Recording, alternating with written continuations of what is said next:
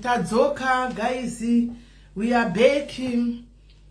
Vanhu vemapolisi ndichakupindura kana tapedza live handiti regai ndipedze live and then tochizongopinda kunyaya dzenyuko. So ndinotsvaga ndingekiri. Alright guys, ndikugaya kuti nini guys, chekutanga nhasi andika share live guys, mutege vamwe, share live mutege vamwe, share live mutege vamwe.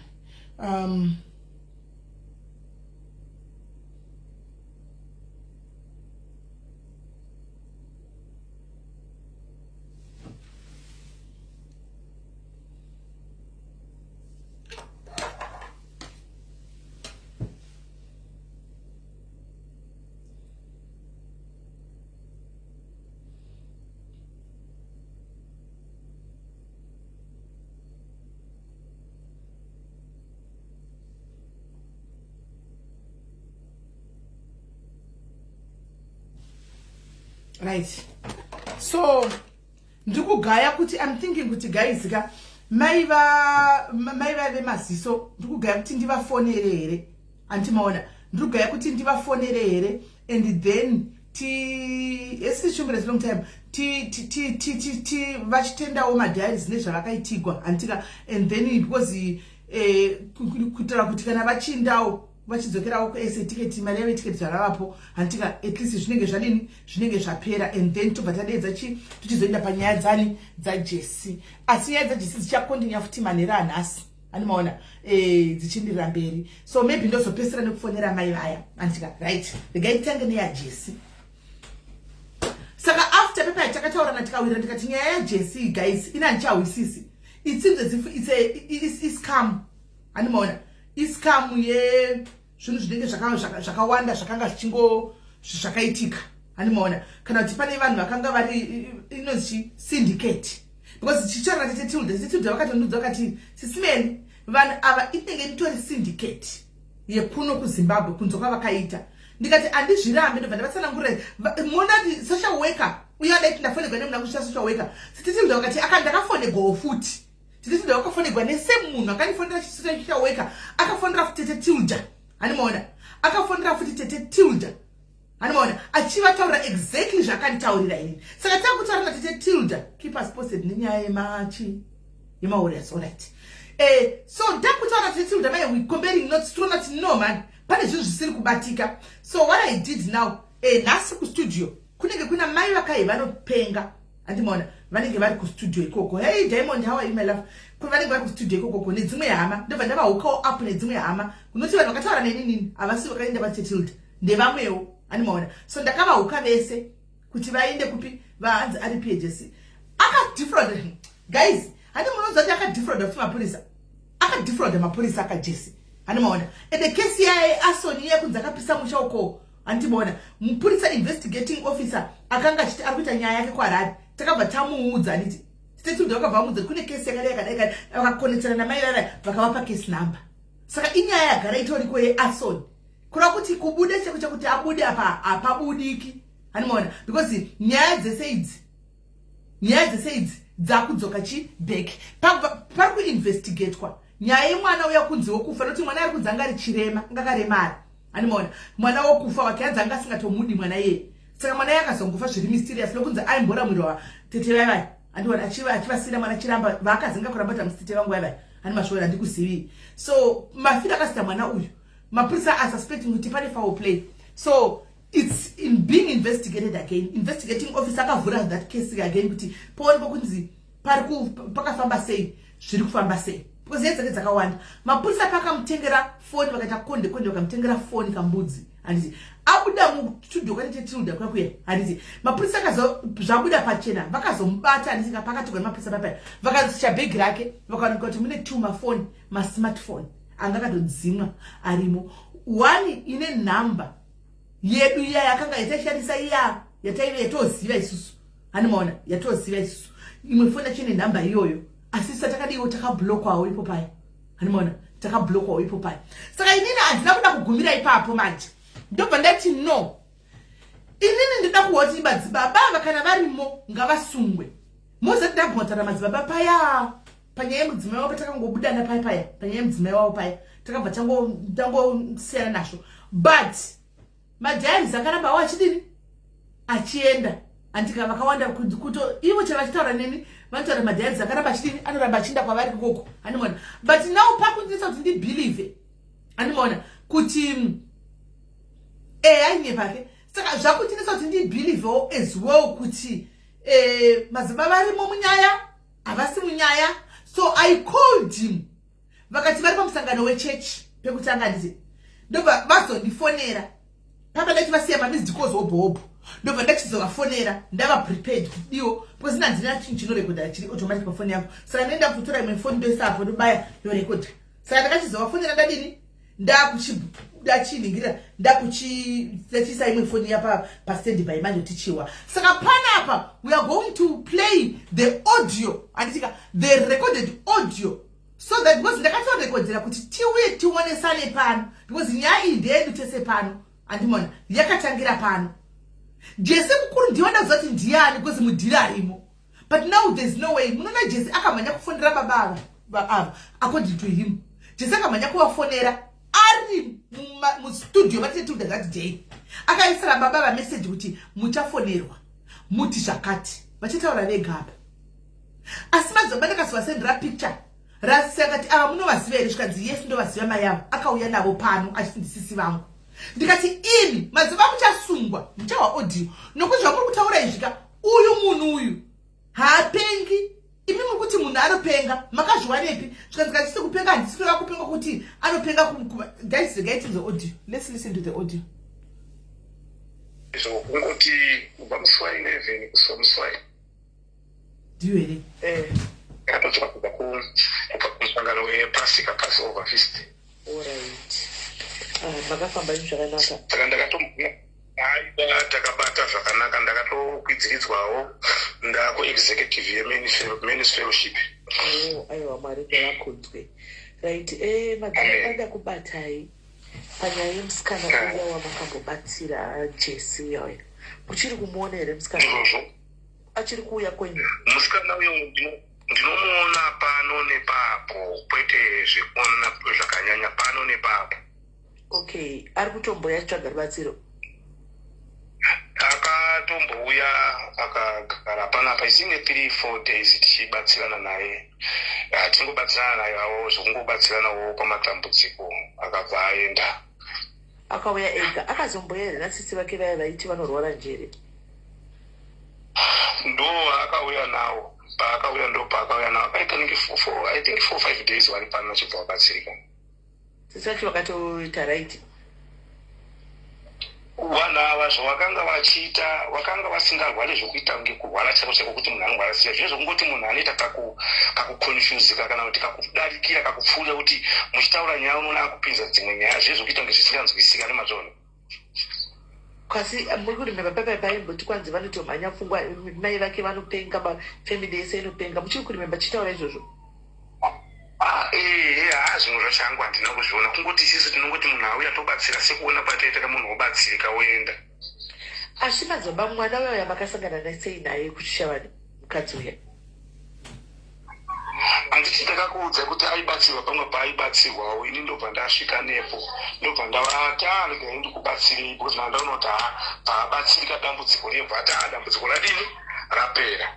Saka makasvika pamba paibatsirwa kuchishavani? Pakangoungana vanhu pachinzi pari kubatsirwa bva ndasvikawo unoza pamwe pokuti unonyatsokuona kuti munhu uyu ane dambudziko ari kutambudzika kudididi ndobva ndangovabatsirawo bva vangoti wadini wabatsirika abva watopora.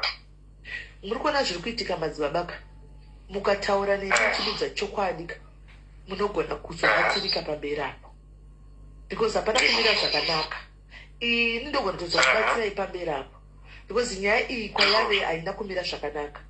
Musikana uya atodhirega imimi mutorimo munyaya zvokuti nyaya iyi yave kumusoro iye akatovharigwa akasungwa as we speak right now izvozvo as we speak ende imimi muri involved sare iri kubuda ipapo muri kuona so anytime munotorwa that's why dai kutsvaga ibva nesuro because nyaya yake mukatoenda paredhiyo patv yakabuda akuona yakabuda.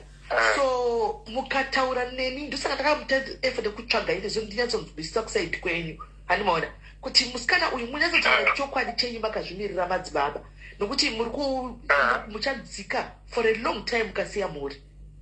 Pane zvakawanda zvinhu zvakabuda pachena zvakawanda musikana yaya anga achito handizivi kuti manga muri part of the game here kana kuti makatengwa kana kuti mimi vakangozohakirawo tongoziva zvinoitika kuti maybe maida uyo chamaida mukangobvuma kuudzwa mukangoita go along with that it's better kuti mubude pachena mundiudze inini sasisirenyu nokuti pane nyaya iyi hapana kumira zvakanaka. Regai ndikutsanangurirei wanzvadza hapana chandokuwanzai. Inini musikana uyo ndakamubatsira for the first time payapa handitika. Okay. Pandakamubatsira inini ndasingatoite zvesocial media ndofunga munonzwisisa iye ndiye akazonditi kubatsira kwandaita kune wandaudza wachakuzodini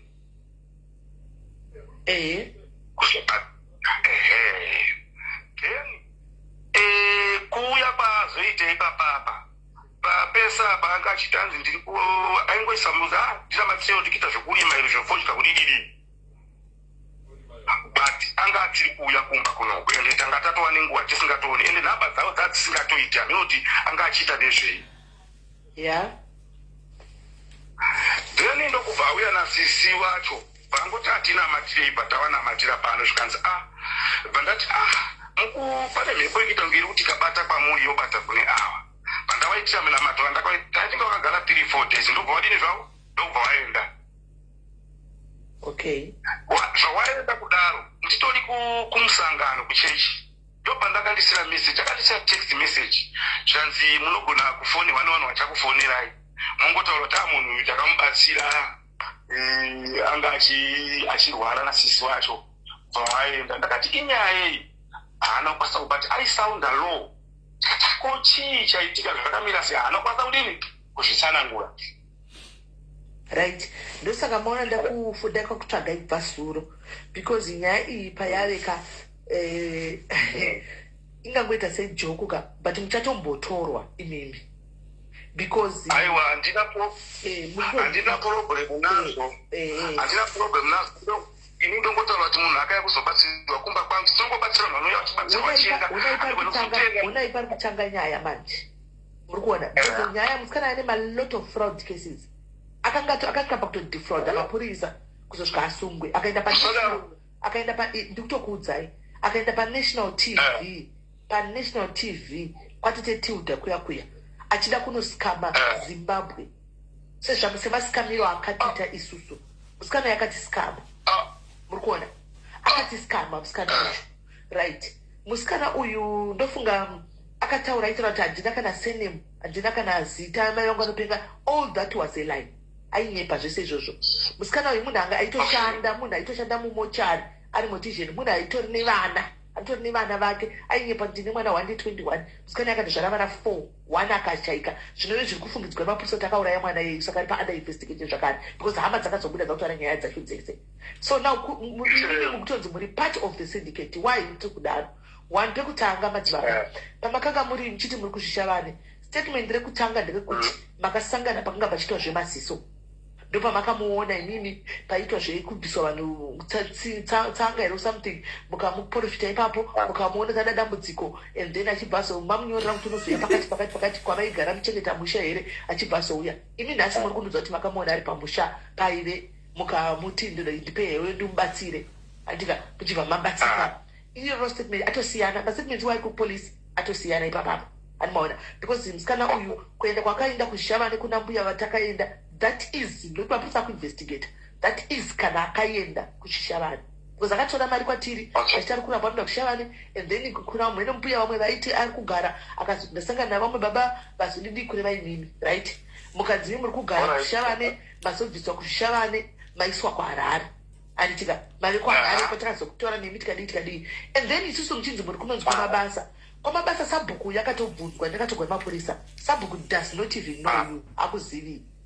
Amuna mbovhera maka anotaura kuti tinambovhera takadaro. Because zvakatinetsa system yamainzi muri kwakoko taitumwa vanobva kumasaidi kwekwe kwamabasa mainzi amuwani kuimini. Mainzi hakuna munhu akadaro kuno maprofita ariko ese tikatopiwa tikati aiwa pavanhu muri kutaura apa.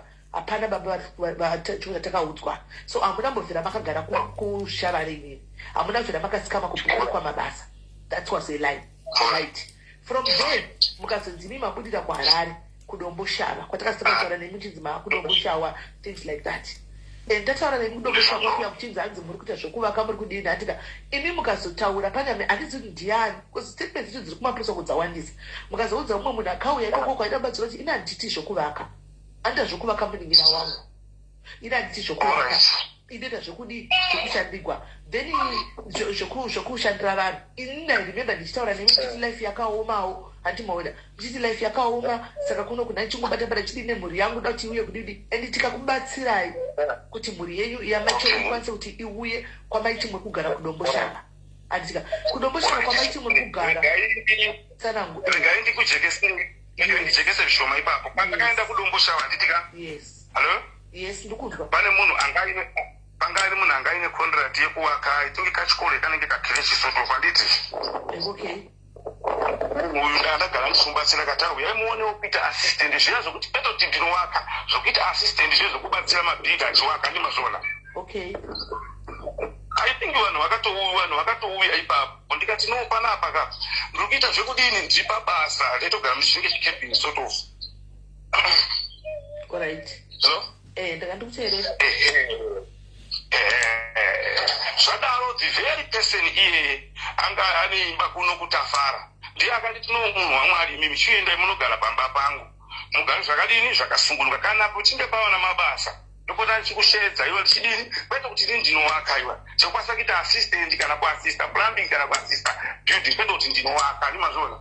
Okay, but makazonogara kugazebo imini makazonogara kugazebo asi munin'ina wangu asi munin'ina wangu giniri munin'ina wangu madzibaba ndiye ane profession yekuwaka not kuti inina handi wake. Alright.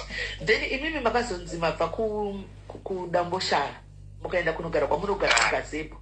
Kugazebo uko ndiko kwakunozikanwa. Because yese yenda kutokuza ito investigation akaitwa musingazivi imimi. Ito investigation akaitwa musingazivi. Uko ndiko kwamunozikanwa nawo kuti manga muchigara makore ese. Saka kushava neuko maiti maigara imimi maigara kupi? Alright, kuzvishavane zvaitika munoona zvaitika kana tiri mubati webasa raMwari ndaigara pano wainzi washumba ndinenge tichiita ndeta anonzi madhima naye kuti ndinoenda kuzvishava nindogarako ndichibata basa rani ramwari asi ndichibata basa ramwari pamwe ndichikiyakiyawo ndichiwanawo mabasa ndichidini ndichita kuti mhuri yangu ione kudini ione kurarama handi mazvona. Saka kwashumba uko kwamakanga maenda kunogara makanogara nemhuri yenyu? Ndakagara nemhuri yangu because ndakanga ndichibatsirwa nechechi ndo yakanga ichindibatsira but ndinoti kuti ndinomirira chechi benzi ndochitoitawo mamwe mabasa ekuti ndidini ndibatsirikane zvakafanira kuti ndogona kupuwa task kunzi kuda kusimudzirwa nzvimbo yakati kuda kusimudzirwa mberengwa kuda kusimudzirwa kupi ndakatombogara futi kumberengwa kamichizwa kumberengwa. Saka pamakazoenda kugazebo nini makambenge magarako before here kana tikava kuti takaugarako? Alright, kugazebo kunoku kune hama dzangu adana mukoma wangu ndakambogarako before but pandakazouya ndakubva kudombo shava isi because of munhu uyu wandaibatsira akanga andipa basa kuti kudombo shava ndiye akandipa pamba pake akatigara apa mugare zvakasunga taona mabasa tokudini tokubatsira pandakazopora mhuri yangu pandagara nemhuri yangu pano. Sa mhuri yenyu yanga iri kupi apa olalo? Pape pese pamakanga muri pamakazoitora muchinda unogara kugazebo mhuri yenyu yaimbovepi?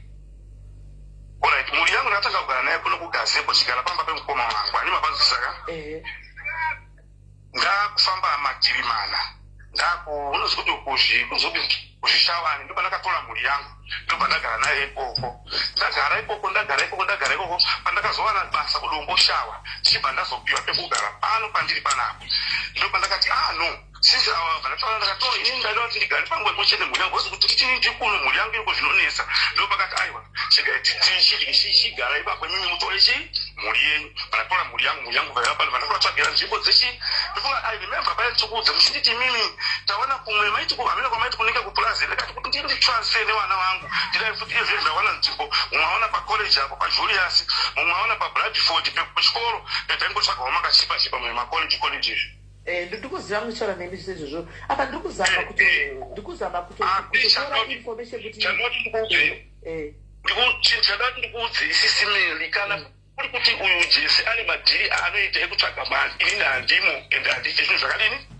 Madhiri ndo anga achiita even pakuya kwamuri asi pamakamurapa inini madzibaba pamakamurapa inini makamurapa aiti ndikudzwei mwana uyu dambudziko rake ranga riri rekubhiritarie iye aichanzi zvokunzi inonzi chiya iyi cervical cancer here. Alright. Ndobva ndatomitira mina mato yandakamitira for the first but izvezvi zviri zvakustopa here hameno zvaakumira here kudii because anga akaita zvinhu zvekuchisheruka zvinhu zvekupera miri munoziva zvokuratidza kuti munhu ari kubudisa maybe mvura neropa rakawanda mumiri make. Ndobva ndaita munamato first stage ndaita munamato second stage ndobva yakati munhu wamwari ini ndadini ndatopora. Munoziva zvakaitika zvekuti inini aiwazichi ndandisitorina mukana wekuti ndinofunga kuti ndichazobatsira nevanhu vakawanda kudaro iye zvakaita for the first anga asina kutondizivisa kuti ndapa vanhu venyu vanonhamba vanhu vakawanda ndakatanga kushamisika ndichiona pachifona vanhu vakadini vakawanda makukangamwa ipapo madzibaba makukangamwa. Jesse ndiye akanipa nhamba tichikutsvaga isusu kuti munhu akakubatsira wacho kuti wabatsirwa ne3 days ukati wapora ari kupi achibva andipa nhamba yakanga yakazodaiwa nemudzimai wenyu achiti vaenda kudombo shava ini ndiri kutambokutsvagai tisingakuwa ndikatombotuma vanhu kwainzi kwamabasa kwamainzi muri kugara but vanhu vanga vasingakuzivii then tikaramba tichinesa Jesse ko iwowe munhu wautsvaga kurapa ari kupi andika kusvikira mazokuikira mave kudombo shava ndini ndakazotaura nechitikitii ndimakarapa Jesse mukati ndibva ndati right munobhadharisa here mukati aiwa ndikati saka ndakupa nhamba yenyu kune vanhu tine vanhu vakawanda vandaubatsira ini ndini ndakazoudza vanhu kwamuri inini Jesse haange ayoudza vanhu kwamuri Jesse haana kunge ataura ini ndini ndakatozoudza Jesse kuti nhamba iya madzibaba ndataura navo ndavaudza kuti kuchauya vanhu vakawanda asi tinokumbira kuti vanhu ava muvabatsire sekutaura kwamakaita kuti munobatsira vanhu hamubhadharisi for free kana anozokutendai anozokutendai ega. aiwa ndizvo aiwa pandinongoti pajeke kwamunge pekuti maybe nguva iyeyo akapona iye haanake kundizivisa kuti ndakuisa nhamba dzenyu abroad kuti muzikamwe asi takasanga kuzotanga kuona vanhu asi akazotaura ake leta kuti aiwa kupona kwandaita pano vanhu vanda kupona ndikakaa no problem vanhu ngavauye ini handibhadharisi kubvira ndichibatsira vanhu tongoita basa ramwana vanhu vachiyambuka anoda ake kuzoapirishetawo anoapirisheta so ndikurangara ndindakataura nemi papo asi imimi ndofunga pano pakanyakuita challenge ndofunga inyaya yekuti indakati inini pressure yandinayo nevanhu vari kuuya handisi kugona kuzvidini aiwa yekwedu iyi aiwa iyo yangu isi haina basa isiyai yangu iyi haina basa ine basa right now ndiri kupolisi yandikutaura ichi kuti ndeyajesi yekuti makazoita pressure yevandozati ndakataura nemi mukati vanhu vawandisa chichi ndikati itai zvemagurupu muchicreata gurupu muzodai still mukabva mangotadzawo kuti mutewo nenyaya dzekuti mamozofona vanhu kutidini paya alright but nyaya iripo hombe ndeyajesi anditimaona because we want to know because polisi chauya ipapo chakutora imwembo nokubvunzai kuti jesi uyu kumuziva kwenyu nekuzvisi zvamaita zvamaimurapa airapwa chi uye hani muri kuona kuti izvozvi atomhanya kufonera ari mumacells kuti muchafonerwa nevanhu chadini because ari kuziva kuti ndikushamisika because kuti hamuite izvi zvekufolowa nekutarisa matvs munguva nemaredhiyo akatobuda pamaredhiyo so ndoda kutenderai picture mundikonfemera kuti munhu uyu ndiyani handitika chakusendera imwe picha mondikonfemera kuti munhu wane picha iroro munomuziva here makambomuona here munhu uyu zvakare ndiyani arimaona because jesi anga achifamba anga achiva jesi itori mbavha yehombe mwana hombe akaba kwakawanda saka ndichitofungidzira kuti isyndicate because isu taimbotaurawo nomwe achiti ndiri jesi mukuru aiti ndogara naye nchigwara kudikudi and then akazongodisappear then kubva kwaita imimi makanzi mabuda neapo mudi vamwe vanhu vakabuda vachiti isakataura navo vakati havaiti zvokuvaka then chisakaiti vakuita zvokuvaka arimaona 2 kugeze bhoko ndokwanozikanwa kumwe kwese vanga vasikaasikani arimaona so zviri kutofunga kuti chifungidzwa kuti isizike takareba then kune vamwe vanhu vari kuye vakaenda navachiti hama dzangu ani akazodai iye akamboti hana hama tikatozama kumitira mabirth certificate tisu inini ndakazama kutotaura nevanhu kuti aitire mabheti achinyepa bheti racho angatori naro ende mai vake havapengi sekutaura kwaita havapengi vanotoriko munhu angakatoroorwa musikana mai vake vatoriko vavakati havatopengi mai vake ndo vanotogara nevamwe vana vake chinhu chandinoziva munhu sisimeri munhu isisu tine vanhu vakawanda vanouya pano vachibatsirika mumwe anobatsirika oyambuka asi zvaanoita zvaanozoita munyika umo hatingazvizivi asi vanhu vanobatsirika ndofunga kubva pane vanhu vakauya vanhu vakawanda vakabatsirika vamwe vacho vachizofonera kuti tayambuka mumwe akati ruoko rwangu rwapora uye vakauya 5 years veruoko vanga ruchiora pakati pezvigumwe apa vanhu vanongobatsirika vachienda ndizvozvo vanhu vanobatsirika asi kutizoziva kuti munhu abatsirika vamwe anogona kuti auya wamubatsira ani mugona kuti jesu akanapaya panditi akabatsira apa angati zina kuna nhamba dzake dzichitora apa titi munhu ari kupi vazongobudikira kuti tabva bhazi pana pane iye waitiziso wake iyo katamubatsira ndokubva aenda akazongoisa meseji kuti mukafonera mongoti vanhu vauya kobatsira kati chii haanokwanisa kupindura bhozi akavharigwa rimukati bhozi akavharigwa rimo mukati inyaya dzake vanouyawo ndinongovaudza chokwadi kuti sisi pana panobatsirwa vanhu asi hachizoteri kuti munhu anoita nezvei kana kuti kudini munhu anongobatsirwa achidini achiendi aiwa mbavha chaidzo dzinouya vanhu vakashata zviseve zvinouya vanhu vamototokanzira kuti nzira yakutogara haisi raiti bai ida isoso tinotorodzera vanhu nekanzeri neshoko ramwari chaichairo ndofunga kana pano nesu akakubatsira panokudze kuti ini ndoti ndichibatsira ndotoudza munhu zvokamwe kuti hatikai mumwandi achitoti ndine madhida atinoita ndina matoti nononono namastate life alright no kana musina chamusiri pamuinvolved musina dhondowari mapurisa anozongokukleya iwo haisi nyaya kana musinawo pamuri zvajesi handina chandinotya handina chandinozesa nokuti ndimo handitombozvisiwe zvese izvozvo saka pakubatsirwakoitojesi handakambobvira akakudza kuti ndipewo kana muteuro wekuti ndigeze zvinhu zvangu zvandiri kuita zvisabatwe kana kuti muteuro wekungobviriridza vanhu hapana chakambokuawo chimwe chinhu chiri in line with that kumbira muna madzi hapana iye chaakatochita akatotaura kuti akafona achiti ndofunga sizini yekunaya kutanga akati handisiri kubatika ndiri kukaroyi ndirakuita zvokurima fodya iri kudidiri. Alright. Aiwa madziva pakanaka.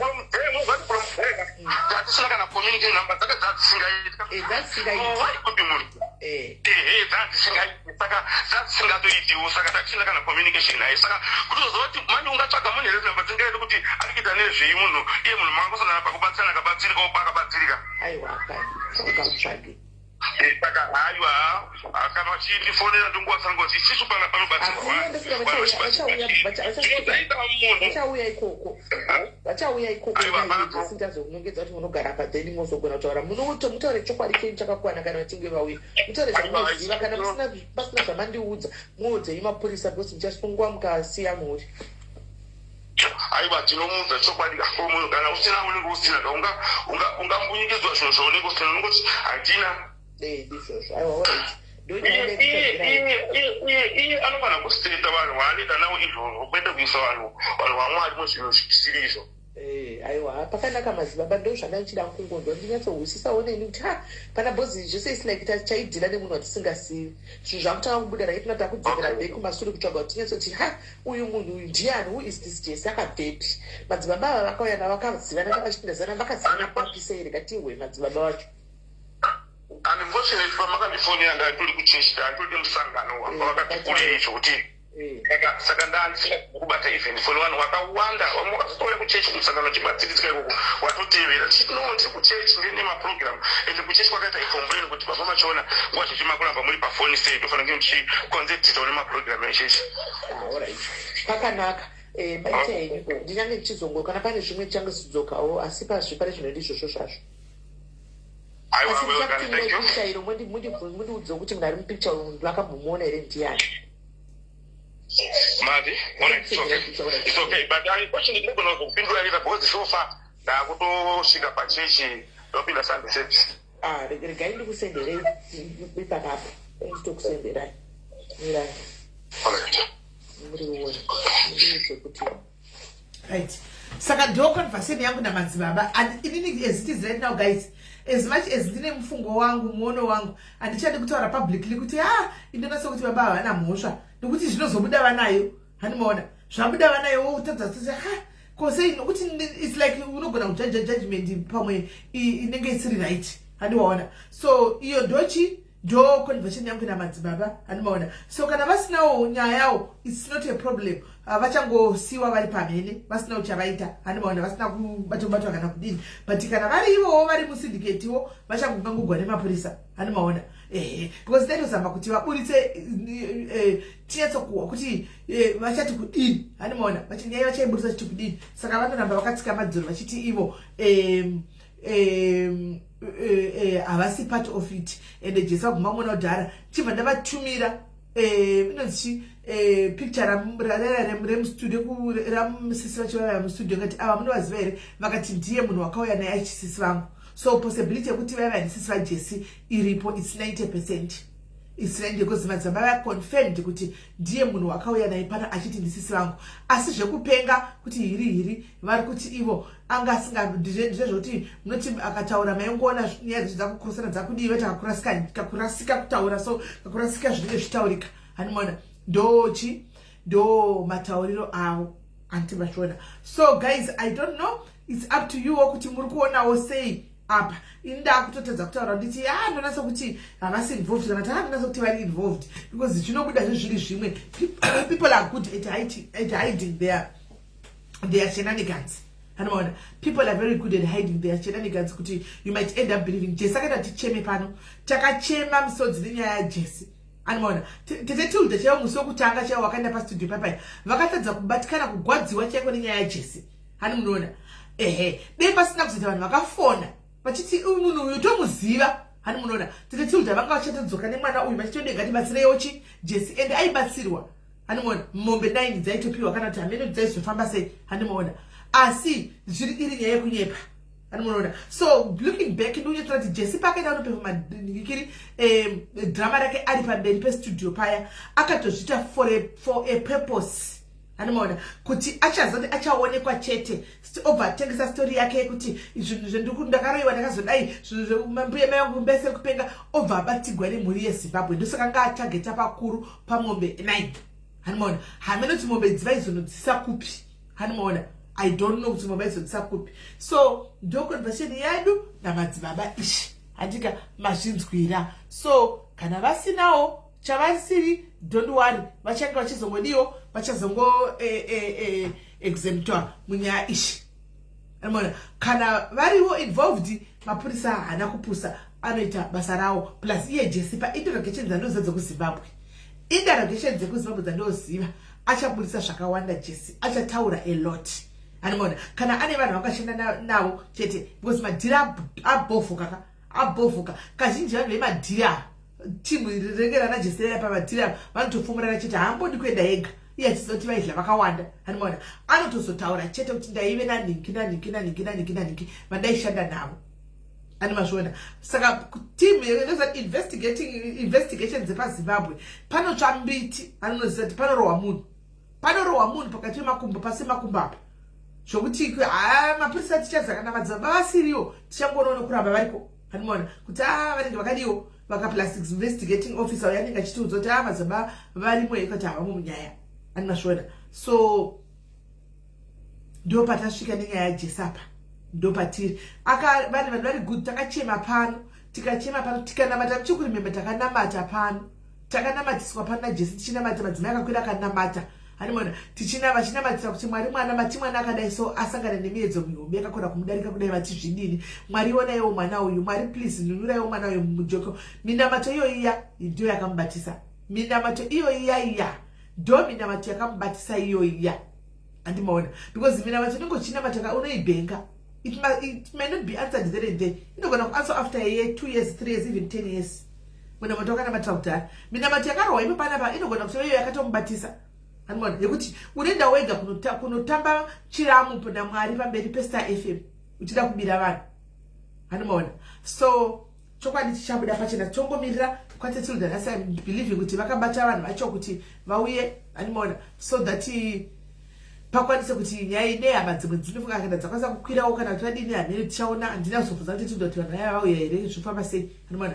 handisi akaudza nani pane mudhayari mukati zvinhu ndiani akandibata kungoti asisiriyo foni yandaishandisa handi pane mudhayari akandibata chisimeni mambono here nyaya iri kuYouTube yomwana anorwadza mbono naye munyaya iyo ndafunga kuti kana maigona tiwanewo kubatsira patogona then I went kuYouTube ndakanotarisa nyaya iyi ndakakonosecha ndikatoona nyaya iri kutobuda pakawanda pane vanhu vakasiyana-siyana uyu achiti ndatomurapa atorera uyu achiti ndatomurapa anomaona and then ndipo pandakazoti kune musikana waya kana mazomuwana agozouya so musikana mukadzi waya kana kuti akaenda akanotsvaga namba dzedza dzinoadvertiswa dzana Jesse kuYouTube uko akamuti ndichinda kuna Sisimeli kana kuti yes my Miriam Jesse yendo kuzouya andimaona ndokuya kwatakaita naye pano andimaona ataura nyaya yake ndagwadzoka 21 years uchichengeta vana 10 iwe toriwo mwana uri kuzvishamisa sei ndokuya chiti yaimwe nyaya iri pano andimaona tauya pano tichiwa nyaya yake pano imi majazi makatanga kutaura kuti nyaya inogwadza ngatimubatsirei you guys you are the ones who started saying that mukati nyaya vanhu vachichema pakati ngatimubatsirei let's just help this child ndo pandakati are you sure mukati ndikati right ngatitange nekutsvaga kuti mwana uyu anoziva kungabatsirwa mwana uyu ndekupi kwaakazoenda kwanoti akasangana namadzibaba futi takatointroducwa nemudhayari pano mwana mudhayari aiti ndakabva kunorapwa navamwe mai ndandidambudziko rikubhulidha irori ndakabva kunorapwa navamwe mai kuzvishavanoko ndobva tipa nhamba dzamai vaya mbuya vaya ndobva tipa nhamba dzavo anomaona ndobva tataura nambuya vaya vakati ngaushe Jesse ndopa takaunganidza mari panise zvinhu zvamanga mazvipira imimi kuti ngatimubatsirei then ndopa takaunganidza mari kwakumupa tikwira bhazi kudi uindi ndichitaura naye nini atoriwo mubhazi shuwa bhazi redu muzoti kana ari mubhazi rokwati bhazi achitori mubhazi tisingazozivi kuti kwambuya vaya ndofange akatoenda because mbuya vaya takataura navo musakangana mbuya vaya takataura navo vaya vaitaurisa achiti akazoti aya handivafaniri mbuya ava chichichichi mbuya ava vanenge pakazobvako kwambuya vaya kuinda wakainda because mbuya vaya hatitovazive nevatoziyende vaitadza chinoti ndamupa ndiri kumupa mushonga nditomupa mushonga yangu yakonda ndiye achiti mushonga yambuya vaiti inondigwarisa inogwadza inodididi kuzosvika ati ndazobva ndaona vamwe baba ndazodi pakazoenda kwababa if you still remember achabudikira here Cleopatra pakadai achabudikira here mudhairis uye uya pakadai kuburitira ndindakapa achabudikira here asikana hameno. Then ndakuda kunovhara ndokuda kuzoenda kuTikTok guys. Muuye kuTikTok bedwe, uyai kuTikTok please guys. Uyai tandare kuTikTok uko. Handiti maona tingodaro kwese. Handiti right. Pana mai vemaso ini ndega ini chingofona vanofana kuti vakutendeiwo vakazvimiririra andika because kwava kunoparadzana kwedu.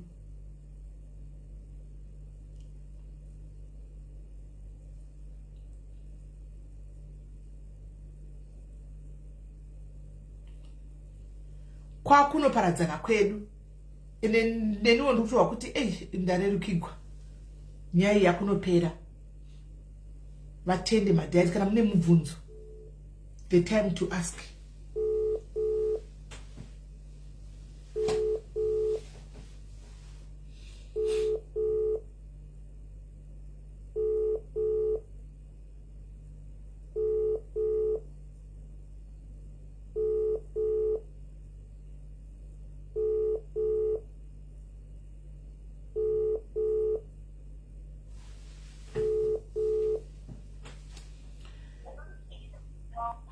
Hello, muri right here? Ndiri right makadie. Ndiri right. Kuri sei kumba maswana? Akuri right. Nditi. Muri kumba? Okay. Saka muri kuenda ku review mangwana? Okay. Muna meni nwenye mnogara nawe ava sisi wenyawa vanobatsira? Aripo. Vanobatsira? Vapi vai vandofamba navo vakati vanondiperekedza. Komaini varipi? Vaenda kubasa. Vachiri kubasa? Alright. Okay. Saka imimi hatina kuzonzwa kuti mangwana muchibvako muri kudzenda kuita sei? Ndichibvako ndapedza ikoko ndofunga ndopa ndenge ndakudzokera. Mangwana muchitopedza muchidzokera?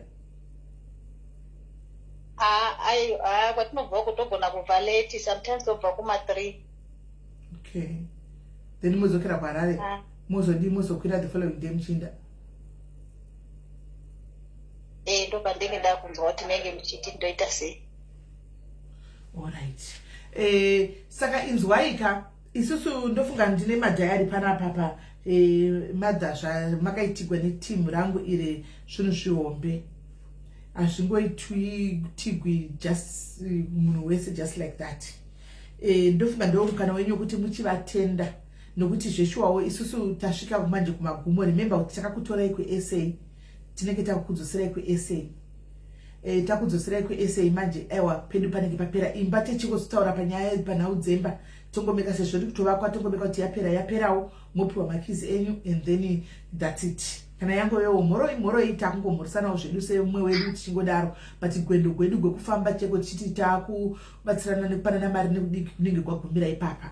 Saka ndati ndo mukana wenyu wekuti mudini muchitaura navamwe muchimhorosa vamwe muchitendawo vamwe nezvavakakuitirai nokuti it's not easy kunova kutsvaga mukana wipo pano padhayadzi vachiushaya chaiko chaiko zvokutodaro.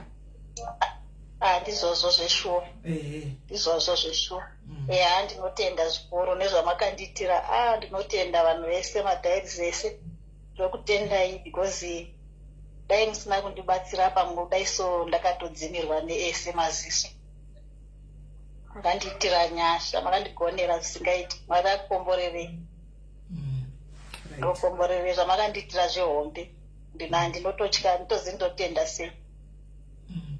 Saka mino zvempaka naizongopera mimi muchingozoonawo tichangomekawo shuwa kuti zvavakataura zvese ivo zvavakangotaura kuti zvinofanira kuti zvikomplete kusvika imba chayapera tongoitawo izvozvo already totozoreti izvozvi kana vakatotanga kana vakatanga vakatodiyanisi I hope imi wacho muri kuitawo futi follow up because imba ndeyenyu.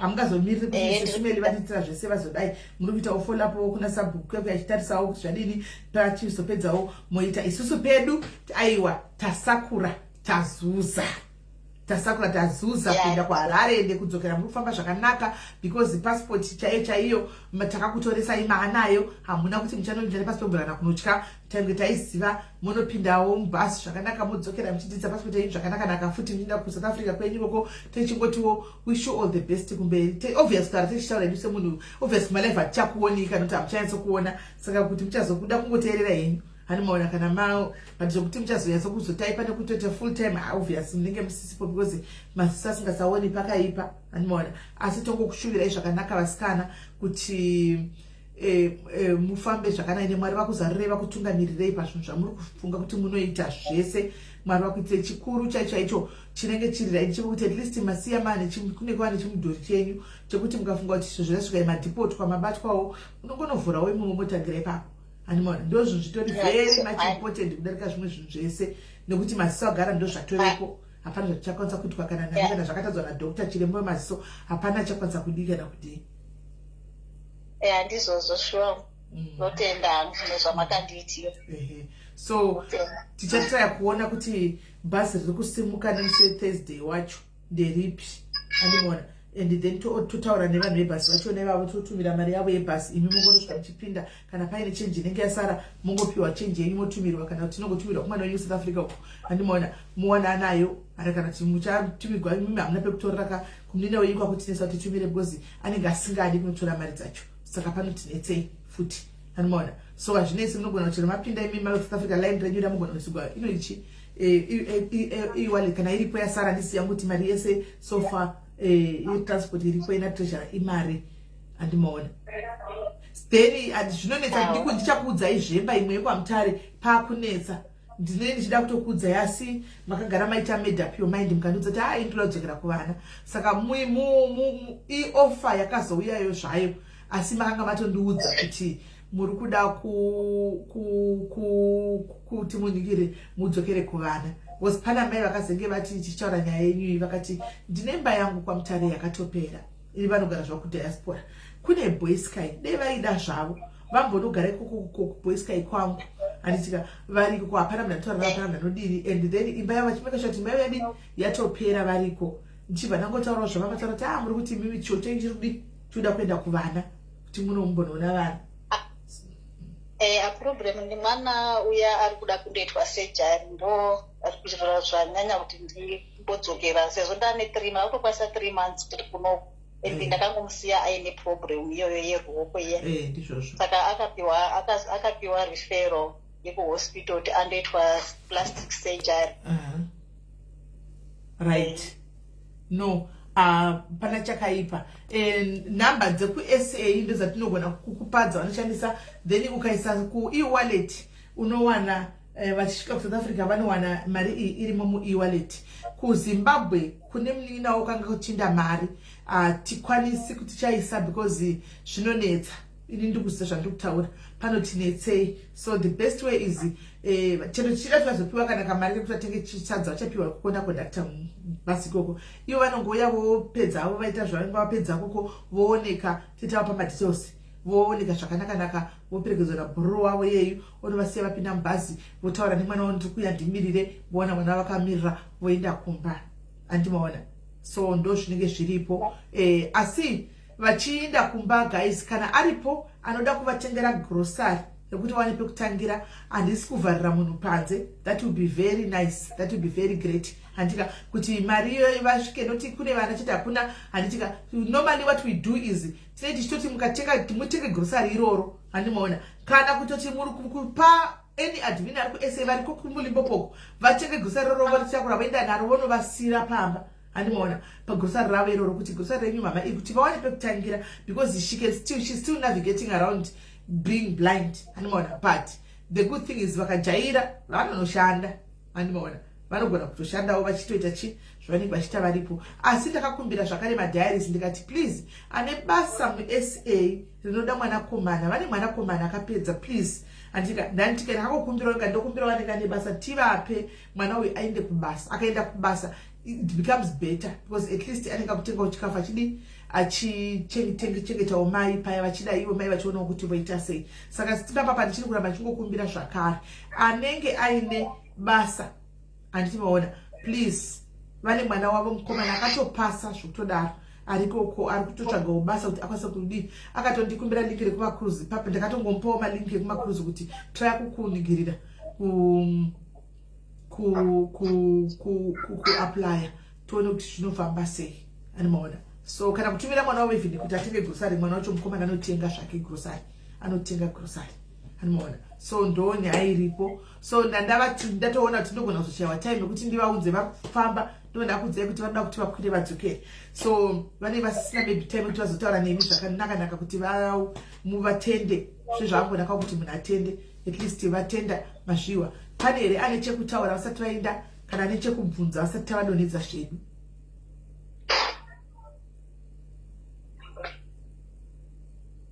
And she was supposed to take vana from SA. No, life ndeyavo atiudzire munhu zvokuita because takamubatsira and then we want to control her. No, at the end of the time she is the one with the final say. Kana vakati andikwanise kugara kuZimbabwe for now, let it be so. Kana vakati ndichadzokera life yavo. Pana pandofunga munoza tabatsira vakawandisa. We don't even keep track yekuti wakazoindepi yakazodayaka. Vamwe totoona mumasiti vachitotituka totongoti ende zvakaoma. But hatikati kucontrol. We don't control you. Andimazvona. Tinongokurega uchita zvaunenge uchita. Iwe munhu mukuru havasi mwana mudiki.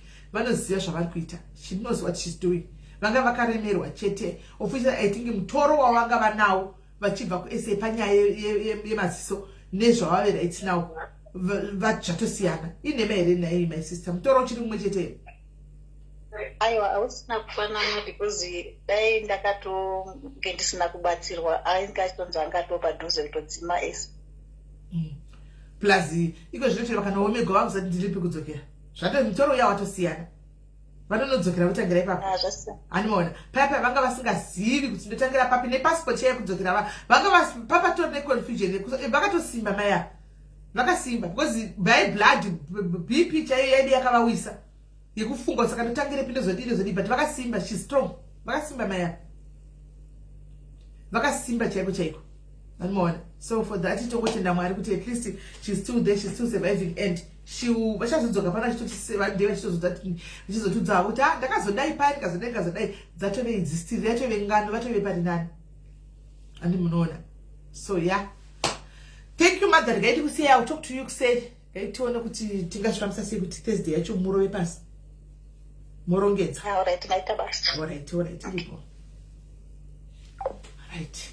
Saka do patave apa ndo patasvika at least she's now going back where we took her. Takavatora kuSA takuvadzosera kuSA then arione ziso aritooni murora weMalawi aritooma ziso vana mbove rakaimprove eyesight rimwe rakatobviswa chose rimwe rangosara zvizvo zvishoma shoma zvokuti unongochingona kudzengerere kudai izvozvezvo ndo haana zvachakwanisa kuitwa masiso aya asi vakatouraya rimwe kuitira kuti ranga rakutoafecta rimwe kuti richoita black zvachose chete animaona ndosaka vakatozodzima rimwe racho. So hapana hapo zvekuti chikana kuti chiwi. Yes, we can't control here. Vanoita plan. So ari kuti ndokumbira namba dzavo uya kuseri come here to my WhatsApp. I'll gladly share the number navo dzavo.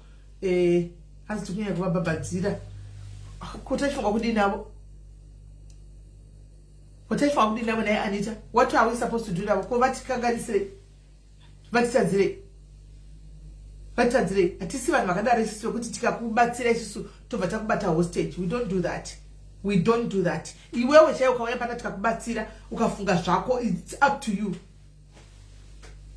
Tinene zvoka vanachaka takangasira mayava vanachaka to far out at least vakudzokera kumba zvinhu zvavo kunoona vana zvinhu zvavo zvindanisora rakagadzigwa ranani ende havachina zvokuti chi vasara neriro ravasara naro wandi unoonera ipapo padzedzeriro zvaanani. Very say my sister. Hello, sisimili maswera sei. Ndaswera maswera sei. Saswera angu. Ndaona muri palive kana ngoti ndikuupdate yoka kuti muri moyo anozouya kuzoisaresa wayo. Munondibhadhara here my sister nyaya idzi dzekuti ndidesana nevanhu? Hongu chaizvo sisimeli ndakafara. Hani mazuva guys kuti kwai ndodhandandosi. Hani mazuva kwai ndodhandandosika. Dzekuti ndigwewo ndoini.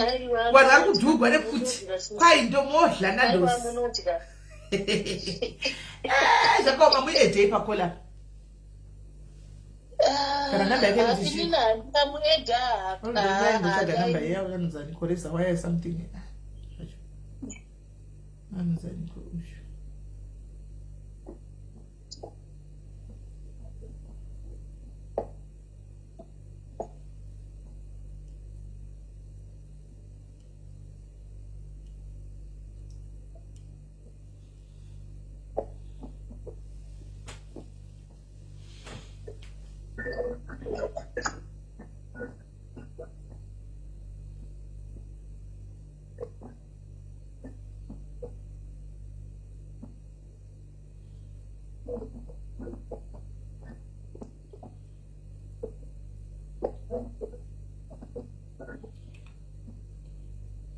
Nokuti next step ndakuchizova pare ndakuchizova posta baba manje ndatouraya business zvachose. I think ndokwazvakutoenda sisinei. Kana paino foto mutemo wemunozivawo noti kakugerera kacho kaari kundiita kaindiri kutoshaya kuti ndakaona pafacebook page yake akaposta achiti happy client aisira vamwe mai majuraho panels hanzi happy client from diaspora. Ndikati issue here. Ndinoti patichavaposta pachabuda zvakawanda. Patichavaposta pachabuda zvakawanda. Guys, paiwo wenzi link reku Cape Town. Hanzi nojasana ndosaka itaichi.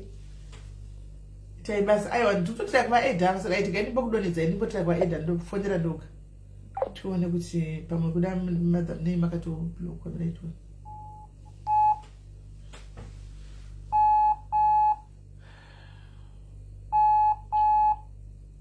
Andizive ndakaguma kutomuona udhara nditsukanga mwati kune manonzi vheko ndandakatukanga mwaini. Foni yava isi kupinda. Aiwa dudu TikTok rega ndinde wangu notamba magame usati nda kunotamba magame TikTok ndotowana ka 20 pounds ngefiwo. Shamwani rega ndinde ku TikTok ndotamba magame dudu waita sei. Kuri kusakonda kuya kuzondisapota chete ipapa ndozvega zvega. Baba havasi kubatika. Manje ndotanga nekuva posta here. Havasi online. And then futhi ndine airtime kwafonera. Vanenge vatori ku usina airtime. Sorry, we can't connect you because you've reached. No, I didn't airtime. Right.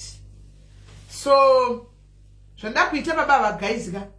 Anzi komne madonza kore ndavadonedza ndofana ndiri one. Aichapindi. Saka I'm going to post baba. My sister, ndotokumbirawo company logo ravo nepicture yababa ava tichiyeso kushanda nawo zvakanaka. Sezvo ndichangosaka indozongororogwegwa Nandosi musanoenda kwaRara. Panoenda kwaRara ndicharogwegwa iyo Nandosi because vakangondiona zvomarara achatongondikwatura chete baba achatozongondikwatura chete vakandiona marara achatongondikwatura baba saka vachandikwatura zvavo kwaRara tozotangira ipapo andimaona. So guys, mother ndikukumbirawo kuti chi guys remember business zvarakuita rakutowa musatamira hakuna because musanga kuti itsotsi takaona kwasimeli havachandikira itsotsi andimazvona pachatonetsa papa muchawaona vachanditsvaga vega iko zvino ivo ndivachaya vega izvozvi vachaya vega ina ndichavatsvaki iko zvino vakwe helara iko zvino vakuchatsvaga vega babaya because vanida kuti ndikumbirawo ndibvisirawo post animona kuvabvisira post ndovateksa futi ndavateksa anditika votanga vachinoisa jurawo umonditsira video kuva vari pambayadhi pamadza achisa jurawo tochizobvisa post or esi ndechinguva posta every week kuti musakanga vebaba kuti imbafa musakanga kuti baba vaimbafa andimaona hanzi aiwa jeni kana iwe kubva vakapiwa mari yese kakwana namaya vasivafa kutombofonegwa nesu kurimenda kuti makapiwa mari kakwana yekunisa juro ikiri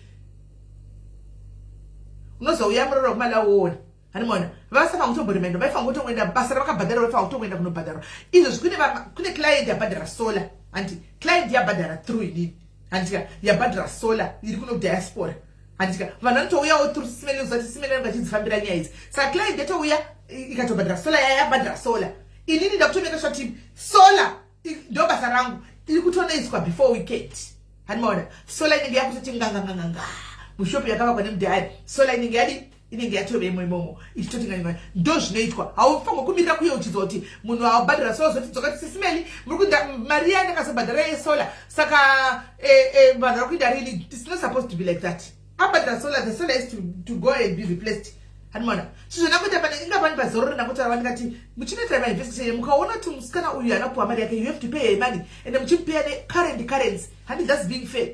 Momubhadhira necurrent currency iripo current inonzi rate iripo kwete yamudhara hati ndizvo because I try to be fair hanimashona. So right now ndakumbofambisa baba ava kuti tione kuti aufa saka madha ndichakirewo zvika link page kwacho ndimunokuziva kana kuti mundipe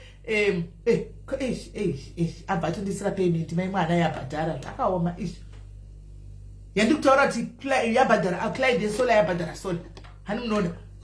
So zvakare guys tine kambani yedu kushanda nekuisa masola kudzimba dzenyu handika iri kuisa masola tine kambani yatiri kushanda nayo. So kana munoda kuisigwa masola please uyai tane vandiudza kuda kuisigwa sola so handitika tinoavoida zvinhu zvokuti mangwana pamunondo pamusasa ndazodai mukatisa kuti nyaya dzavanhu vakawanda vanondishandisa panapa havana kutombovhira vambondikonsulta pavakaita nyaya dzavo nevanhu vavo kumadziri avo kuseriko havana zvazobhanja makuziva kuti kuna sisimeli hanimaona pamanga vichita madziri enyu kuzvikora uko muchidi manga musina mbovhira makandipira because inukaya chidipira nokukudza kuti uri kujutiwa hakuna zvino kutaura zvakuna ndoona ukutongobirwa don't do that ukazoenda yaya yako hanimaona. Saka it's easier for me to make a follow up ezvinhu zvandosa zvakatanga pandiri hanimaona ndochifollowa kuti aiwa kama sister hatiti izvozvo hanimaona hati aiwa mabrother hatiti izvozvo hani muri kuona right.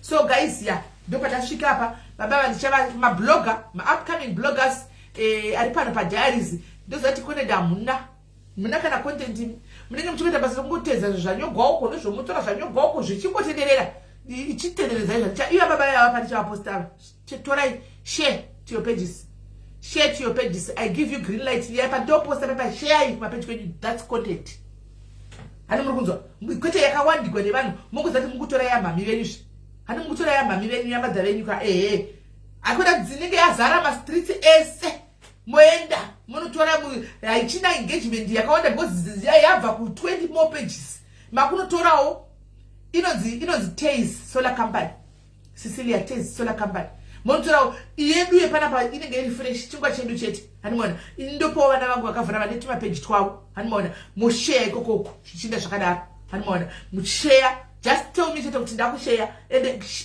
share it.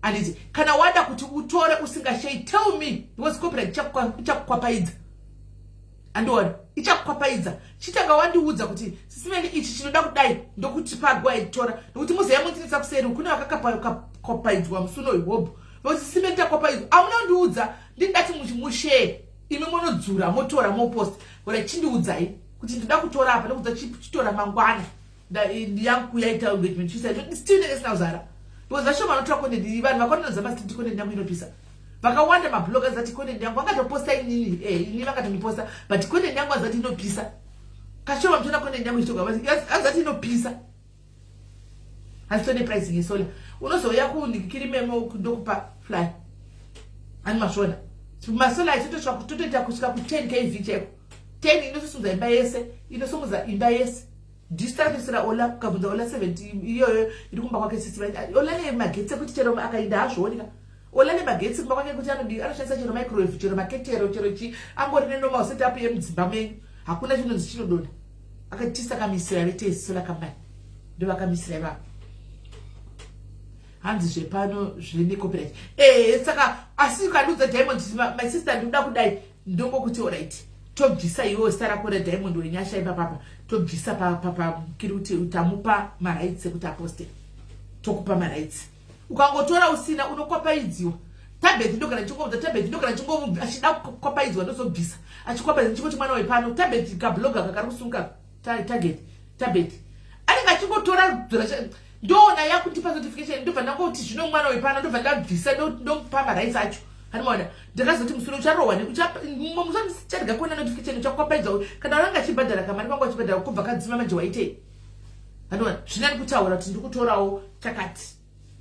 Vana vangu pano ndakakuramidza here kutora vanhu vepano andimbokuramidzi kutora ndotokutora chandisingadi zvoti chitogwe nemamwe mabhloga kunzoko asingazivi asinga vepano vari kukurawo but tell me. Hanimona right anochandisa zvese Cynthia kusvika kwese inozoti masolama mazhinji kuzimbabwe ushandise ane zvese inozvidza zvese nemagiza zvose kunongori nenormal setup kumba kwake zvototi unotoshaya kuti akaisigwa riya rinenge rizibhatiri rinotoenda gara pashi rakakura kudai riya rakaiswa madziro pashi ndo rakaisigwa iro zihombe rakadai rinosumudza zvinhu zvese ndakada totosumudza hanimuzati kwaola akaisa malaitsi pamajurawo kudai rinosumudza nemalaitsi iwayo pamajurawo usiku pane pakati ngwe kusina magetsi pake pane pakati ngwe bye. So ndikiri zvinhu zvakakonakawo havo kune vanenge vasina va 10 kv ndongo ikareja futi vasina va 10 kv vachida kuisa iwayo handika itai mutambo mukaita 3-4 muchikandirana mukandira uyu momeka shoti paisiwa next month muitira momeka shoti uyu aisiwa matopedza takatotanga izvozvi wedu takatotanga nazo zeni izvozviwo wema 10 kv waya takatotanga nazo zeni izvozvi kuti aisiwe tione kuti adi taranta normal setup tangoti mwedzi unotopa nhingi mwedzi uno asi tichitozana uchitoenda tikutobhadhira kusolar company toda kuti vari kutoenda titozana kuti ndiwo kwisiko hakuna zvotinodhaivhita otenga zvimwe zvinhu ndee masolar iwayo ma10 kv animaona right rinenge zigenerator zihombe rizibhatiri so anzanenge chidedzera not that much ndosaka takaita option yekuti topanana mutambo kudai tichitiraundana. Not that much though, not that much. Because remember vane option yekubhadhara vane option yekubhadhara ubhadhare cash. Saka it's doable. Ina ndikupai maprice because sisi tinozo negotiate handiti plus ta negotiate tinenge tine terms of payments handika ndichakusira ifly chakupai flyer motarisa 10 kv yes. It's very it's affordable. I think it's about imali ku $5,000 if I'm not mistaken. My $5,000 if I'm not mistaken, $5,000. Taze solar company, Gladys Misha. Taze, I'm just gonna post Taze solar company. Chakanakira kana uri mudhari inini ndinova approvera kuti uyu muitire pane ma payment plans hanimona saka asi not to everyone because vamwe tisingakuzivi hanimona tumuzi wangu kupi vanotobvunza kuti kune munhu auya kadaitsa ndototangana toto uyu ndomuziva uyu mupei muitire ende so far vaitigwa vese hapana munhu adisappoint zviri kungofamba smooth vari kungobhadhira mari dzavo zvakanaka magetsi atori kudhara vari katoti ngwe zvese zviri kutofamba hanimona. So guys, me I'm going handei ku TikTok. Iri right wafeti. Iri right. Let's go ku TikTok. Tono enjoy ikoko guys. Handika musakangano guys kuti musuwa 1. Ndinenge ndine game wedu. Please come and support me. And the global setup is the one right. Solar prices. I'm sending you my solar prices. Right.